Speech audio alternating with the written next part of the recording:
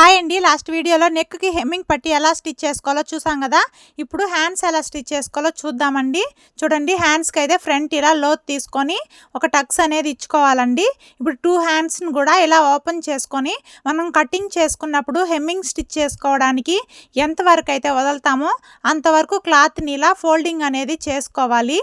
ఇది cotton cloth కాబట్టి ఇలా ఫోల్డింగ్ చేసి రఫ్ చేసుకుంటే అలా ఉంటుందండి. మనం హెమ్మింగ్ చేసుకునేటప్పుడు సిల్క్ క్లాత్ అయితే మనము స్టిచ్ అనేది వేసుకోవాలి.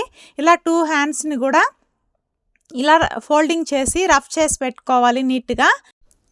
ఇప్పుడు ఫ్రంట్ పార్ట్ లోతు తీసుకున్న వైపు ఫ్రంట్ సైడ్కి వచ్చేలాగా మిడిల్ టక్స్ వచ్చి షోల్డర్కి నేరుగా వచ్చేలాగా పెట్టి షోల్డర్ దగ్గర నుంచి హ్యాండ్ అనేది బాడీ పార్ట్కి జాయింట్ చేసుకుంటూ రావాలండి. ఇప్పుడు మళ్ళీ షోల్డర్ దగ్గర నుంచి ఇటు సైడ్ కూడా హ్యాండ్ అనేది బాడీ పార్ట్కి జాయింట్ చేసుకోవాలి.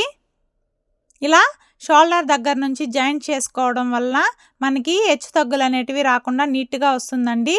ఇలా స్టిచ్ చేసుకున్న తర్వాత స్టార్టింగ్ నుంచి కూడా చంక చుట్టూ డబల్ స్టిచ్ అనేది వేసుకోవాలి హ్యాండ్కి.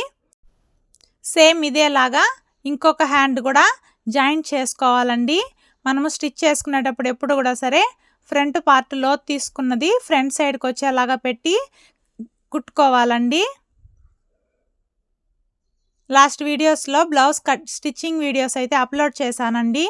ఫస్ట్ నుంచి కూడా బ్యాక్ పార్ట్ ఎలా స్టిచ్ చేసుకోవాలి, ఫ్రంట్ పార్ట్ ఎలా స్టిచ్ చేసుకోవాలి, హెమ్మింగ్ పట్టి, హూక్స్ పట్టి అన్నీ కూడా షార్ట్స్ అయితే అప్లోడ్ చేశాను. ఎవరైనా చూడకుండా ఉన్నట్లయితే చూడండి. ఇలాగా 2 హ్యాండ్స్ కూడా జాయింట్ చేసుకోవాలి. నెక్స్ట్ వీడియోలో సైడ్ జాయింట్స్ ఎలా చేసుకోవాలో చూద్దాం.